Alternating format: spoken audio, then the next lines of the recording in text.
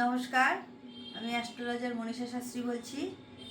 যখন আপনারা নতুন জমি কিনে বাড়ি করবেন বা নতুন ফ্ল্যাট ক্রয় করবেন, তখন কিন্তু আপনারা অবশ্যই বাস্তুটা দেখে নেবেন। বাড়ি করার সময় অবশ্যই যার নামে বাড়িটা কিনবেন বা যার নামে বাড়িটা হবে বা ফ্ল্যাটটা হবে, সেই এন্ট্রেন্সটা অবশ্যই দেখে নেবেন। এন্ট্রেন্সটা কিন্তু ভীষণ গুরুত্বপূর্ণ।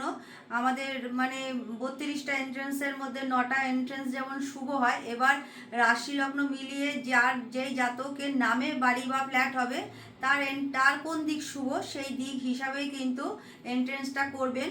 আর যখন আপনারা বাড়িতে ধরুন প্রবেশ করে গেছেন, তখন বাড়ির 4টে দিক যেটা মেন থাকে, ঈশান কোণ, অগ্নিকোণ, বায়ুকোণ, নৈঋত কোণ, সেই দিকগুলোকে আপনারা অবশ্যই সবসময় ক্লিন রাখবেন।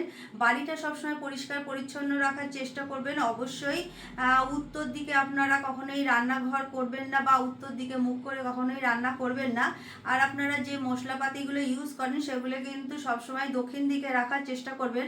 আর আপনারা যে কোনো যদি আপনাদের বাড়িতে কোনো গাছ থাকে বা গাছ লাগানো থাকে, সেগুলোকে সবসময় নর্থের দিকে বা ইস্টের দিকে লাগানোর চেষ্টা করবেন। পশ্চিম দিকে খুব একটা গাছ লাগাবেন না। পশ্চিম দিকটা কিন্তু যেহেতু পশ্চিমের কালার হোয়াইট বা ব্ল্যাক, সেখানে কিন্তু গ্রিনের সাথে অ্যান্টি হয়ে যায়।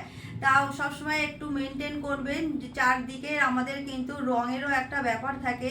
যেহেতু উত্তর দিক কুবেরের দিক, ওটা হচ্ছে ওয়াটারের দিক, সেই জন্য চেষ্টা করবেন সবসময় ওয়াটারটা যেন ব্যালেন্স হয়ে থাকে।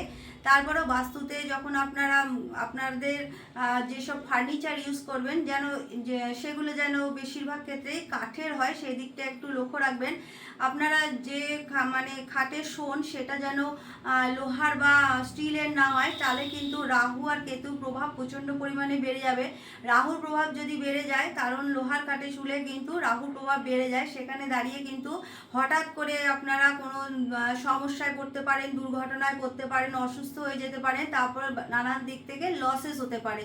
আবার কেতু যদি আপনারা স্টিলের খাটে শোন, সেখানে কিন্তু হঠাৎ করে এমন কোনো রোগ হয়ে যেতে পারে, সেটা কিন্তু সমস্যা আপনাদের ফেলতে পারে।